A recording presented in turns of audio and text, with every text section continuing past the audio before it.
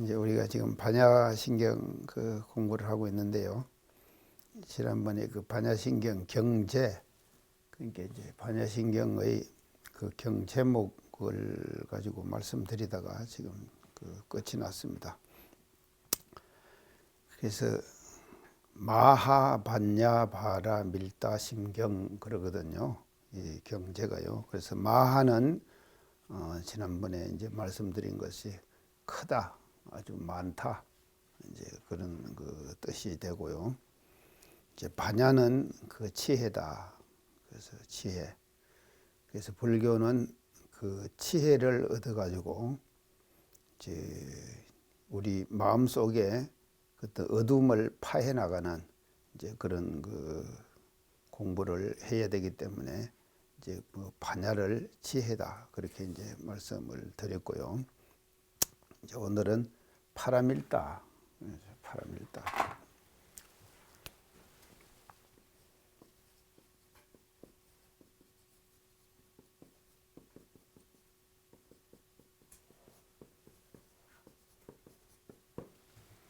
파라밀다. 이제 경제목에 지금 이렇게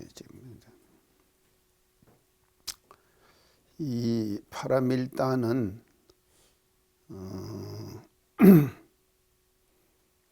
이제 파람하고요, 범으로서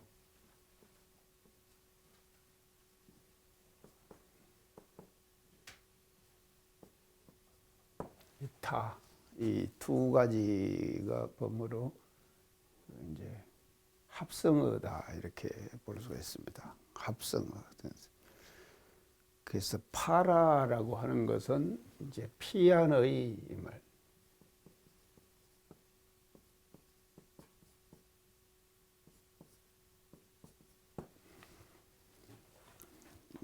피안의 이런 뜻이고요. 이타는 도달. 도달. 이제 그런 뜻이 지금. 그래서 이 두 가지가 범으로 이제 합쳐져 가지고 파람하고 이타하고 두 가지가 합성, 서로 합쳐져 가지고 이제 파라미타, 이제 파라미타 그렇게 했는데, 이게 그렇기 때문에 이 파라밀타는 범어의 음력이죠. 음성 나는 대로 이제 번역을 해가지고 이제 파라미타 이렇게 이제 번역을 했다. 자, 그러면은 저 내용의 뜻에서 볼 때 이제 피안이라는 말이 나옵니다. 피안은 이제 전덕이거든요. 전덕. 전덕. 그래서 이제 전덕이 있으면은 연덕이 있다. 그래서 지난번에 조금 말씀을 드렸는데, 건강경에서는 이제 이 법을 뗏목에다가 비유를 했거든요. 건강경에서요. 뗏목에 비유를 해가지고, 뗏목을 이제 피안으로 가는 데는요, 배가 있어야지 가죠. 배가 없이 어떻게 피안을 가겠습니까? 그 배를 이제 건강경에서는 뗏목에다가 비유를 한 거예요. 뗏목을 이제 타고 가는 것이죠. 그래서 뗏목을 타고 가는데 결국은 그거를 뗏목도 버리라 그랬거든요. 지난번에 이걸 말씀을 드렸습니다. 뗏목도 버리라. 그래서 그 말을 건강경에서는 어떻게 하는가 하면은 법상응사거든 법도 오히려 버릴지언정, 마땅히 버릴지언정 하항비법이리요. 어찌 법 아닌 것이리요. 법 아닌 것에 국집되어 있으면 절대로 계속 타고 있는 거죠. 그게 버리지 않으면 피안에 도달할 수가 없는 거예요. 그게 버려야지 피안에 도달한다. 이제 그런 뜻으로 이제 건강경에서 지금 말씀을 하셨는데, 이제 그 뜻이 이 속에서도 지금 내포되어 있다고 이제 그렇게 보겠습니다. 자, 그래서 이거는 이제 뭔가 하면요, 이게 열반의 경지에 드는 거예요. 이렇게 되는 거예요. 파라밀다, 도피안이다. 피안에 도달한다. 그것은 열반의 경지에 드는 것이고, 열반이라고 하는 것은 닐바나. 이제 이렇게 해가지고 열반의 경지에 이제 드는 것을 이제 말을 하는데요. 이 열반에는요, 이 열반에는 두 가지가 있습니다. 이 부파불교에서요. 이게 부파불교는 지난번에 말씀드렸죠. 대성불교가 일어나기 전에 2차 결집에서 근본 분열이 일어났다 그랬죠. 그리고 3차 결집, 4차 결집으로 가면서 상자부도 10개로 갈라지고 또 대중부도 10개로 갈라지고 그렇게 이제 지난번에 쭉 했습니다. 그래서 그것을 부파불교 이제 그렇게 얘기를 합니다. 그래서 이 부파불교에서는 이 열반을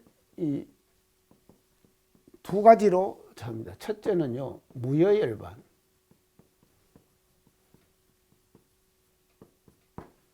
두 번째는 유여열반. 이제 무여는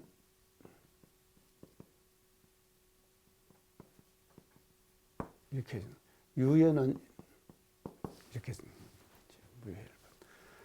무여열반 하니까는 생각되는 데 있죠.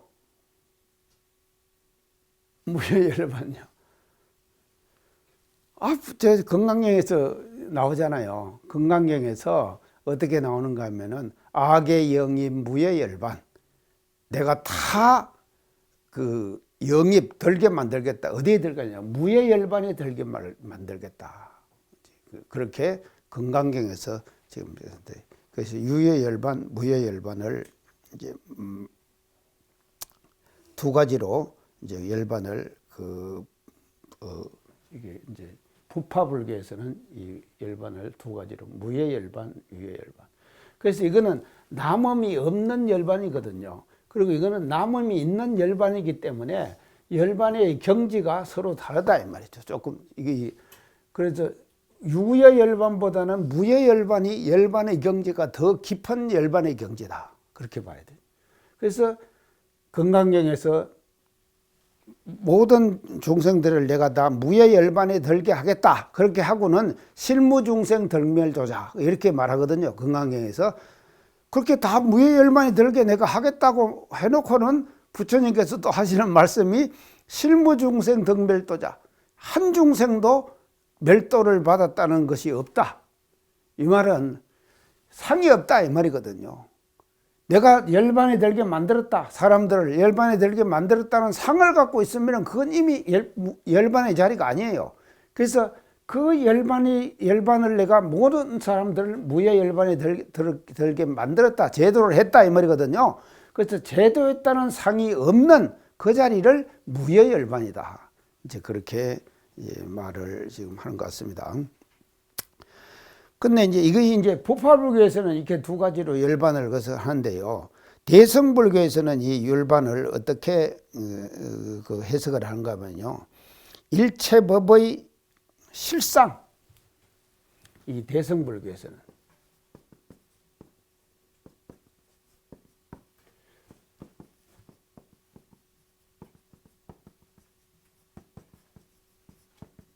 일체법의 실상. 자, 여기서 일체법이라고 하는 것은요, 모든 형상들이에요. 그래서 중생들은 이 형상을, 일체법을 보면은 형상에 딱 집착하거든요. 우리는 지금 분필이면 분필, 책상이면 책상, 이 형상에 딱 집착하지 않습니까? 그러니까 집착을 한다 말이죠.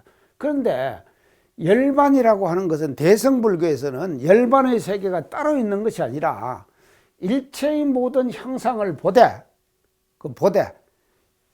나타나 있는 형상에 집착하지 않고 그 본래의 실상을 들여다보는 거예요. 다시 말하면은 처처불상 사사불공 그랬죠? 대종사님께서 처처불상 사사불공. 왜 저것이 처처불상이 되는가? 되는 것은 이 실상이 말이죠. 법신불과 일체 모든 이 일체법이 같다 하나지요. 실상 따로 있고 법신불 따로 있고 현실 이게 형상 따로 있고 이런 것이 아니잖아요. 그래서 형상 이거 설명 많이 했죠. 이 형은 이 나타남이죠. 상은 뭔가 하면 내면의 질서 그랬습니다. 내면의 질서예요. 그래서 이 내면, 형은 말이죠. 나타나 있는 형상인데 그 형상의 안에는 상이 갈마 있다 이 말이에요. 내면의 질서가. 그래서 이 내면의 질서를 여기서 뭐라 그런가 하면 일체법의 실상이다 이렇게 얘기하는 거예요. 이게 이제 다 통하는 것이거든요, 서로가요. 그래서 일체법의 실상, 그 실상짜리를 뭐라 그런가 하면 대성불교에서는 이거를 보고 열반이다. 그 실상짜리를 볼 수 있는 능력이 있는 사람, 그런 사람은 열반이 들었다 이 말이죠. 근데 형상을 형상으로만 보면은 절대로 열반의 경지에 갈 수가 없는 거예요.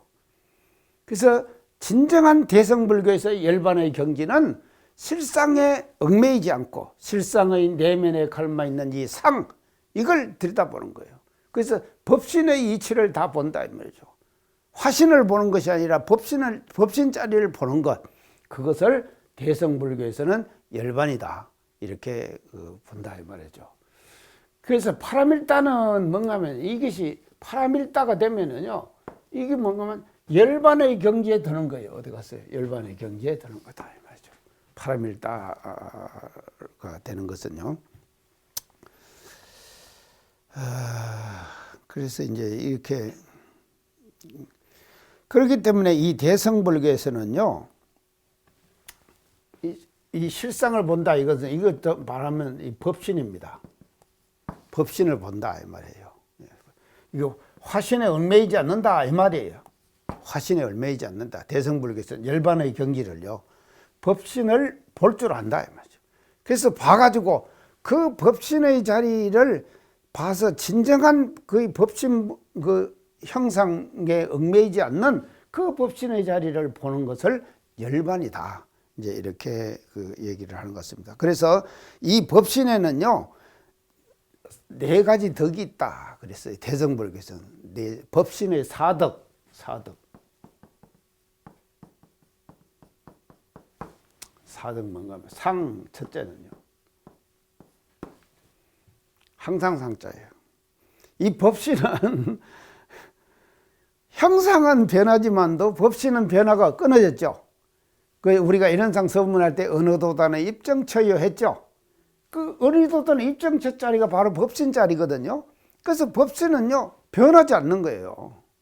영원히 존재하는 것이죠. 그래서 상이죠, 상. 그러면 이 첫째 덕이, 열반에 드는 첫째 덕이 대성불교에서 보는 상이라는 덕이죠. 두 번째 덕은요, 이건 뭔가 락. 즐거워요. 사람들이 왜 괴로운가 하면요, 형상에 집착하기 때문에 괴롭지 말이죠. 우리가 형상의 자리를 떠나가지고 본래의 자기 마음자리에 우리가 거쳐 있을 때 그 자리는 지극히 즐거운 자리죠. 그래서 이 자리를 뭐라 그러냐, 그래서 뭐라고 이름 붙이는가 하면요, 보통 우리가 어떻게 붙입니까? 극락 그러죠. 극락. 이게 그 극락은요, 이 극자를 쓰잖아요. 지극히 즐겁다 이 말이거든요. 그러니까 이게 법신의 자리에 머물게 되면은요, 이 법신의 자리에 대성불교에서 이게 열반의 경지에 이게 되면은 락 즐겁다. 두 번째 덕이 즐겁다. 그 다음에 세 번째는요, 자아. 진정한 자아를 발견하게 되는 거예요. 법신을 우리가 이제 열반의 경지에 들면은요, 진정한 자아, 참 자기를 알게 되는 것이죠. 그 다음에 네 번째 덕은 뭔가 하면요, 정이 이게 뭔 정자입니까? 깨끗할 정자죠. 깨끗하다 이 말이죠. 그래서 마음에 티끌이 다 흔적이 없어져 버린 거예요. 그 티끌이 없어져 버리는 흔적이 없는 그 자리, 그래서 그 열반의 자리에 들면은 그렇게 된다 이 말이죠. 그래서 자 보세요. 사덕, 열반의 사덕이에요. 대성불교에서 말해 열반의 사덕. 첫째는 상, 항상 변화가 딱 끊어진 자리를 수용하고 있는 것이죠. 그 다음에 두 번째는 즐겁다. 아주 더 즐겁다. 그래서 말이죠, 이 수도를 하고요, 우리가 공부를 하고 하는 것은 열반의 경지를 얻었다고 하는 것은 마음이 즐거운 거예요. 괴로우면은요, 세상에 괴롭다. 일단 괴롭다는 느낌을 받는 것은요, 자기 스스로가 본래의 마음자리 열반의 경지에 못 들었기 때문에 그런 거다. 그래서 이 열반의 경지에, 진정한 열반의 경지에 결면 아주 즐겁고, 그러고는 진정한 자아를 찾게 되는 거고, 그러고 나서 그 자리는 깨끗하다. 모든 티끌과 흔적이 없는 그런 깨끗한 자리를 우리가 알게 되는 거다, 이 말이죠. 그래서 이런 그 사득이 이제 납니다. 자, 그래서 이제 이렇게 지금 나가지고 이 파라밀의 경지는 바로 열반의 경지를 얻는 것이다. 그래서 마하반야, 반야 앞에 마하반야 네자가 있죠. 그리고 파라밀다, 이렇게 요거를 지금 이제 경제에서 지금 그렇게 이제 말씀을 드렸습니다. 그 다음에 이제 경제의 마지막이 심경이에요.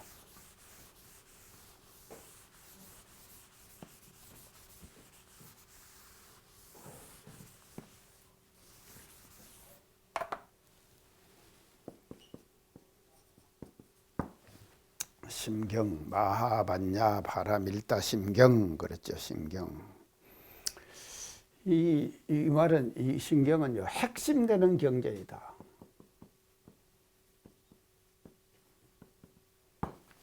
핵심되는 경제이다. 아주 그게 중요한 경제이다. 중요한 경제이다. 심경.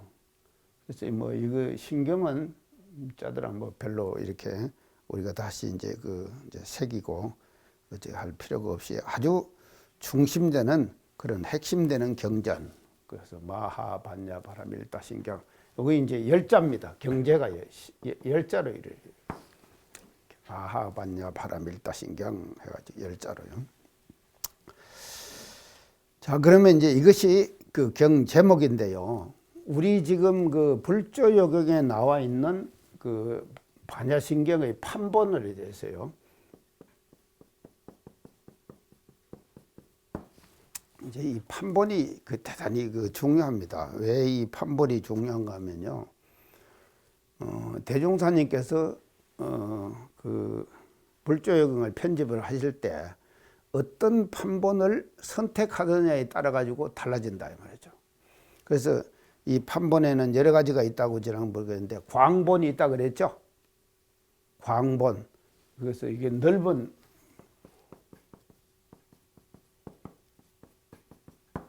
그러면 소본이 있다 그랬죠. 네, 소본. 이걸 광본은 또 다른 말로 하면 대본, 이렇게도 얘기를 하는 거예요. 이제 이런 이제 판본들이 있다. 여러 가지 한역본이 있다 이 말이죠. 한역, 이게 이제 범어를 이제 번역을 했으니까 여러 가지 이제 번역본이 있는데, 우리 불조요경에서 사용하는 판본은요, 어떤 판본인가 하면요, 현장스님이 번역한 거예요. 현장스님 번역본이다. 현장스님 번역본. 그래서 현장스님 이제 지난번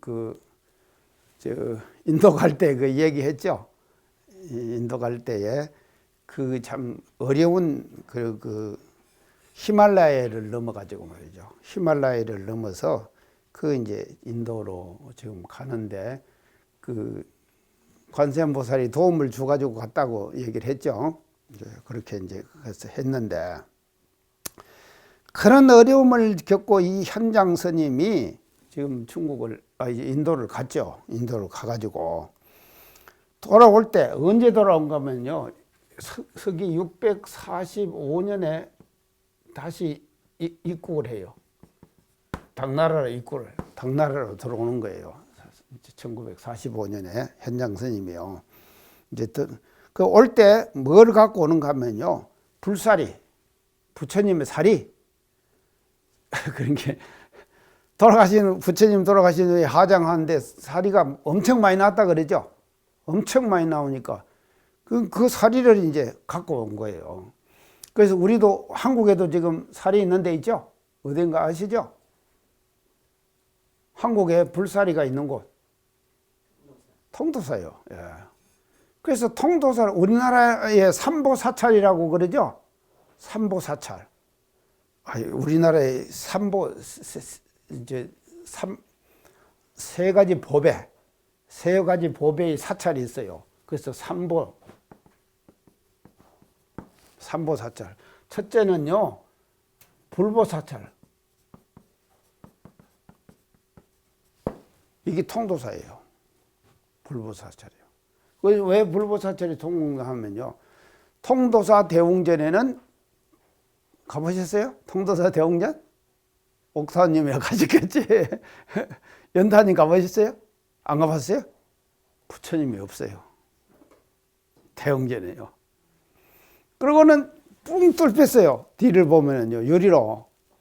뿡 뚫혀 있어요. 대웅전, 부처님 모신데 불단 같이, 거기가 없어요. 불단이 없고, 부처님이 대웅전에 안 모시셨다니까요. 뿡 뚫혀 있는데 그 뒤에 보면은 부처님의 불사리를 모신 사리탑이 있어요. 그러니까 그거를 그냥 모시고 예배하고 다 그러지, 부처님의 형상을 안 모셨다니까, 대웅전에요. 그게 불보사찰이에요. 통도사는요. 이 통도사 가시면요, 한번 보세요. 이 통도사가 원체 멀어가지고 여기서는요, 지금 가시기가 그런데, 옥타님이 안동 계셨으니까 지금 그걸 여러 번 가시겠지. 그 다음에 이제 법보사찰이에요. 이거 됩니까? 해인사죠. 예.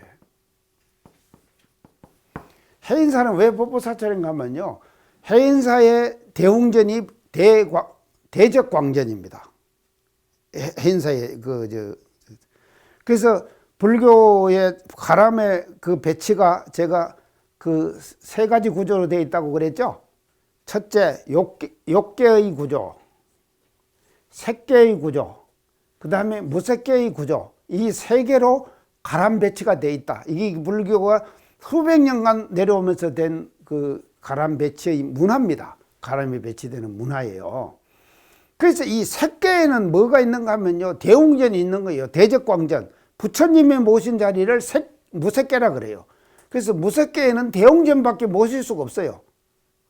근데 우리나라에서는요, 유일하게 사찰 중에서 대웅전 뒤에 모시고 있는 사찰이 하나가 있는데 그 사람인 거예요. 그가 해인사고, 그 해인사의 대웅전 위에 있는 모신 사찰이 이름이 뭔가 하면 장경각이에요. 장경각. 해인사 가보셨죠? 연탄이 해인사 가보셨죠? 장경각. 근데 이 장경각이, 해인사에는 장경각이요, 고려 대장경 판본 그것도 중요하지만도요, 장경각 그 집 자체가 국보예요. 왜 그 집 자체가 국보인가 하면은, 지금 얼마나 과학 문명이 발달했습니까? 발달했으니까 지금은요, 습도, 온도 이거 다 조절할 수 있죠. 전기로 가지고 다 조절할 수 있습니까? 그래가지고요, 이 장경각에 있는 판본을 완전히 현대식 모든 기술을 동원해 가지고 집을 하나 만들었어요. 만들어 가지고 그 장경각에 있는 판본을 거리로 옮겨 가지고 한번 보관을 해 봤어요. 해 보니까는요, 얼마 지나고 나니까는 탱이가 째버렸어요. 탱이가 째버린 거예요. 그러니까 그걸 못하고는 다시 장경각으로 갖고 온 거예요. 그러니까 이 장경각 자체가 말이죠, 구조적으로요, 밑에서 이 공사할 때부터 완전히 섭을 제거하면서 그런 거 하면은요, 가야산의 높이가 얼마인가 하면 1400m예요. 근데 장경각이 위치한 그 고도가 얼마인가 하면 700이에요. 그 700 딱 반이에요. 가야산의 반. 그게 장경각이 딱 재 있거든요. 그리고 장경각 앞에 있는 창호는 아무것도 없어요. 이렇게 나무만 박아가지고 공기만 소통하도록 만들었거든요. 근데 앞쪽에 공기소통 된 거하고 뒤쪽에 소통하고 한번 보세요. 가셔가지고 그냥 갔다가 그냥 쭉 오시지 말고 이런 걸 구조를 봐야 된다니까요. 보면은요, 앞쪽 창살하고 뒤쪽 창문하고요, 이 구조가 완전히 달라요. 그래서 그 구조를 통해 갖고 반이 되는 그 지형의 말이죠. 그 자체가 그래서 1000년 동안을 저렇게 보내도 태기가 안 나잖아요. 엄청난 집이에요. 그 장경강 자체가요. 그 집을 해인사가 갖고 있는 거예요. 그래서 법보사찰. 그 다음에 이제 세 번째, 성보사찰. 그래서 불교에서는 불법성 삼보라고 한 겁니까?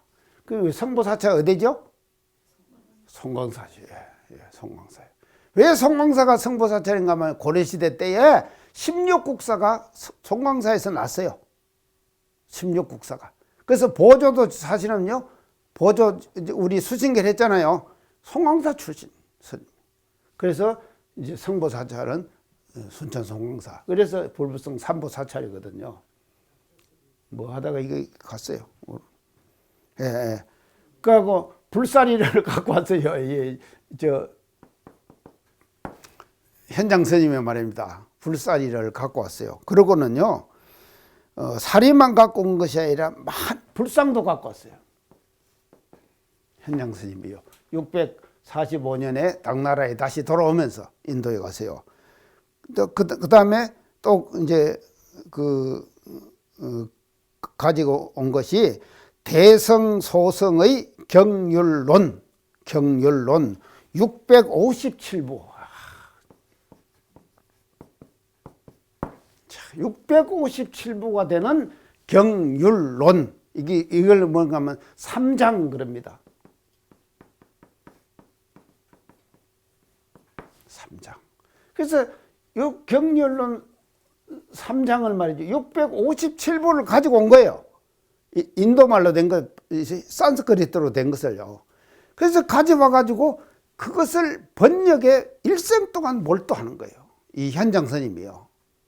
그래서 이 현장 스님 이전의 모든 번역은 누가 했는가 하면 인도 사람들이 중국말로 번역을 했습니다. 그래서 그것을 뭐라 그러는가 구역 그래요. 옛 번역이다 이 말이죠. 그러면 현장 스님부터 뭔가 하면요, 당나라 사람, 중국 사람이 직접 번역을 하는 거예요. 그래서 현장부터 한 번역을 뭐라 그런가 신역 그래요. 신역. 새로운 번역이다 이 말이죠. 구역은 옛날 번역이다. 이건 전부 다 인도 사람들의 번역이에요.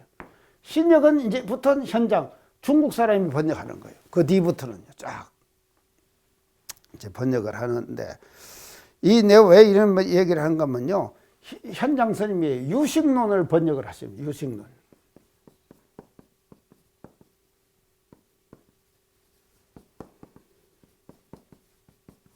유식론.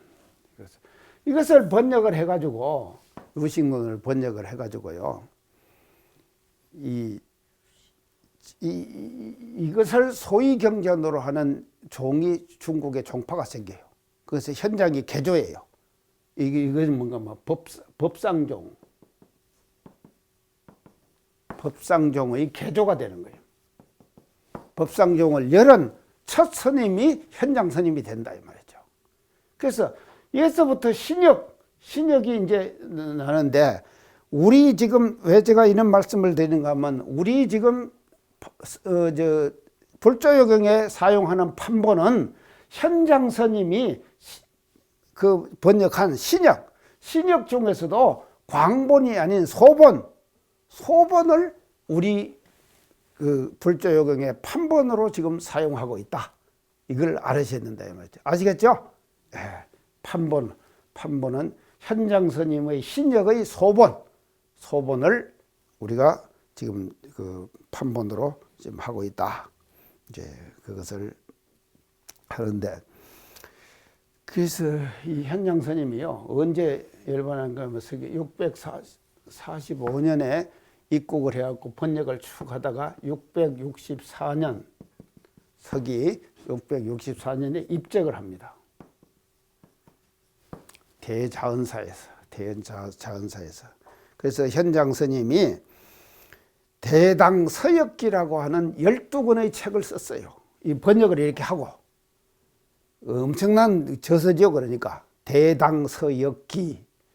그래서 대당서역기 12권을 써가지고 그 12권 내용은 말이죠. 그 당시에 문화, 풍습 또는 사상 이런 것들을 연구하는 귀중한 자료로 사용될 수 있다.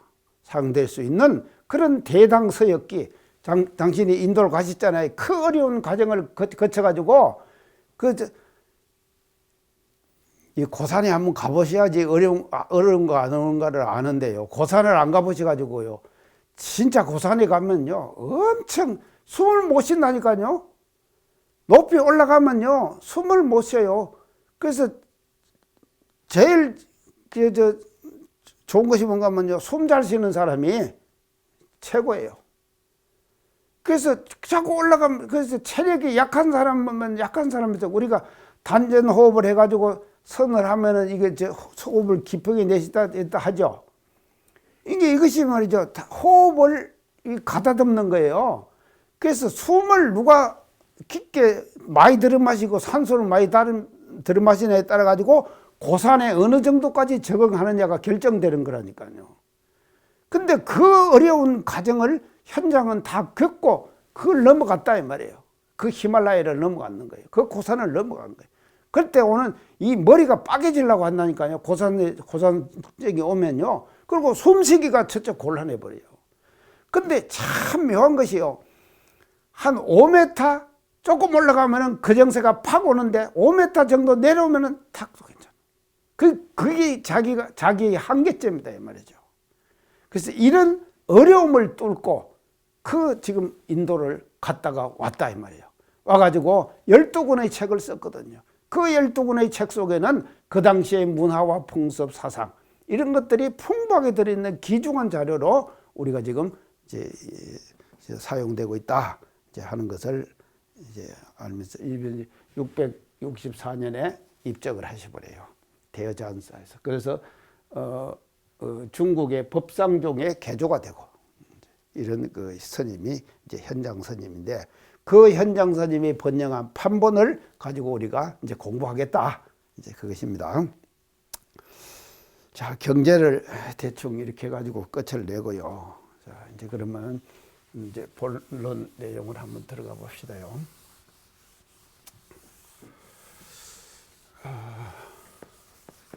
반야신경 그 본문 시작이 뭐로 됩니까? 관자재 보살이죠.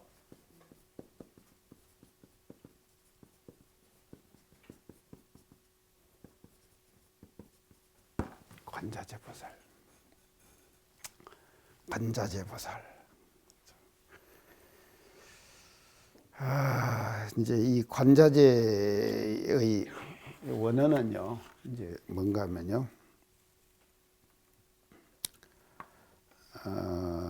아바로키타.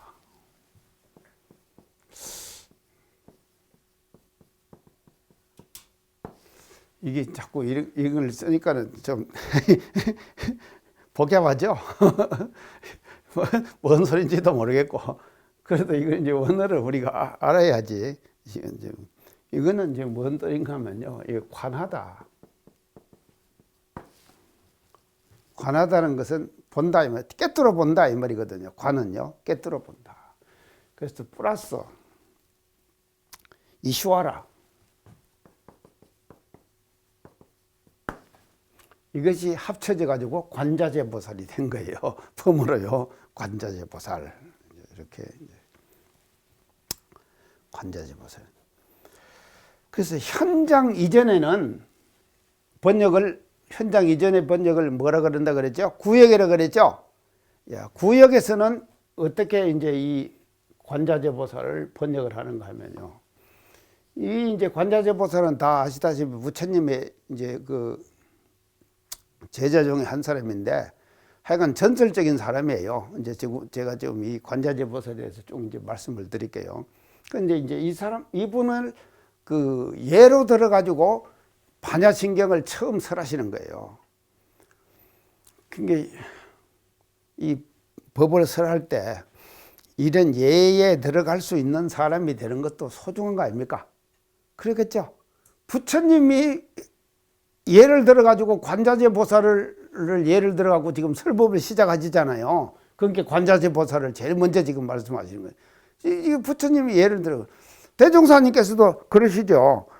그 대종사님이 법문하시다가 이름 하나 덜먹거려 주면은 대종경에 나올 거 아닙니까? 그러죠. 근데 내 이름은 없어요. 대종경에요. 안 덜먹거려 주니까. 근데도 대종사님도 그런 게 뭐죠? 하면 대종경에 보면요. 그런 거는 07일을 보라. 그러셨죠? 참 07일은 아주 영광스러운 사람이에요.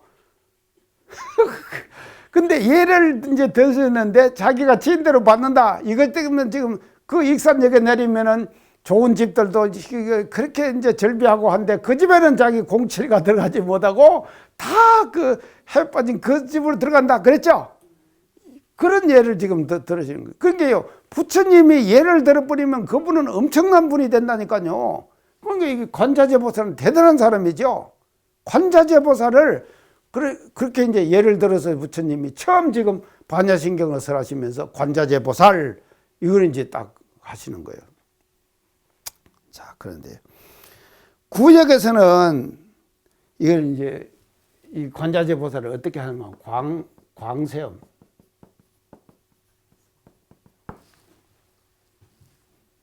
빛광자, 세상세자, 이제 음악이라는 광세음 이제 이렇게. 그 다음에 또 관세음.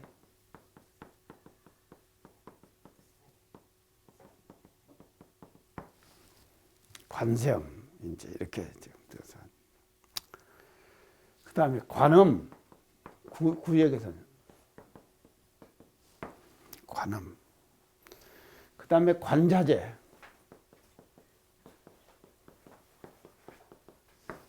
이렇게 다양한 구역에서는 이 관자재 보살을 놓고 말이죠. 관세음 보살을 놓고 관자재 보살을 놓고 이렇게 이제 다양하게 이제 번역을 합니다. 인도 사람들이요. 이제 이 관자재 보살을요. 이제 번역을 하는데 신역으로 들어오면서 그게 이제 구역에서는 그렇게 했는데 신역으로 들어오면서 관자재 이걸로 통일돼 버려요. 신역으로 오면서 이게 신역에서요. 이제 관자재 이 관자재 요 관자재로 통합니다. 자, 그러면 이제 이게 이제 뭔가 하면요. 이제 광세음, 이제 관세음, 이제 관음 뭐 이제 이렇게인데요. 이게 또 다 뜻이 있어요. 이제 관세음은 뭐겠습니까? 세상의 모든 소리를 다 들어주는. 이게 소리 듣는다고 하는 것이 쉽습니까? 소리 듣는다고 하는 것이요. 아이고, 어떤 사람들을 만나면은요, 그 얘기 들어주는데 참 골아픈 사람들이 있죠. 우리가 살다 보면 그러잖아요. 근데 관세음 보살은 말입니다. 한 사람이 아니에요. 세상의 무중생, 그 많은 중생들이 외치는 소리 있잖아요. 그걸 다 듣는다 이 말이에요. 그런 뜻이에요. 관세음이라는 것은요. 그 다음에 이제 이 관세음은 그런 뜻인데 또 이 관자재는요.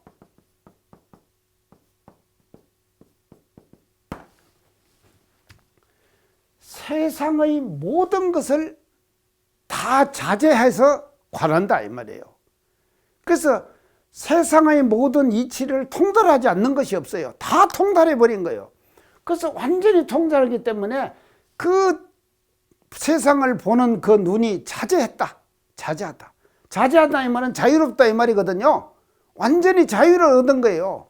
그래서 자유를 얻어가지고 세상에 일어나는 모든 것들을 다 보는 거예요. 보는 그런 보살이다. 관자재 보살. 엄청나죠? 이런 능력을 이 지금 속에서 지금 내포를 지금 하고 있다. 이제 그렇게 이제 볼 수가 있는데요. 이제 이렇게 이게 되자면은요, 이 관자재가 되자면은요, 어떻게 되는 거아니요? 세상의 모든 관념에서 해탈해야 돼요. 이 관념에서 해탈하지 않으면은요, 관자재가 되질 않는다니까요. 그대로를 우리가 보질 못해요. 그래서 이 생각, 사유의 세계도 마찬가지거든요. 그래서 우리가 지금 하는데요. 이 사유, 이 생각이거든요. 생각의 틀이 한번 딱 형성되면요, 그 생각의 틀을 벗어나지 못한다니까요. 그 틀 속에서 항상 왔다 갔다 평생을 그렇게 하고 사는 거예요. 그래서 이 사유의 틀을 깨버려야 돼요. 그래서 관자재 보살은 어떤 건가 하면 이 사유의 틀을 깨버린 거예요. 깨버렸기 때문에 일체의 모든 소리, 모든 세상의 모든 것들이 자세하게 다 관해지는 것이죠. 그리고 또 소리도 다 듣는다. 다 들어줘. 그러니까 이런 사람이 있으면 얼마나 좋겠습니까? 그래서 우리 교단에서도 사실은 마찬가지예요. 이런 분이 있어야 돼요. 이런 분이 있어가지고 말이죠. 그 사람들의 그 차질구레하고 세상 사면서 말이죠. 집안에서 일어나는 그 엄청난 많은 사건들 있잖아요. 그런 사건들을 다 들어주는 거예요. 들어주는 그 자체가 위안이 되죠. 그 이런 보살이다 이 말이죠. 그러니까 관세음보살, 관자재 잘했죠. 번역 잘했죠. 이런 보살이다.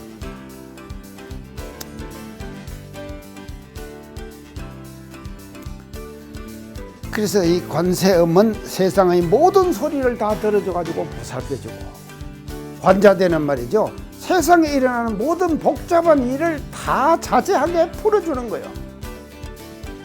다 풀어준다. 오늘은 감사합니다.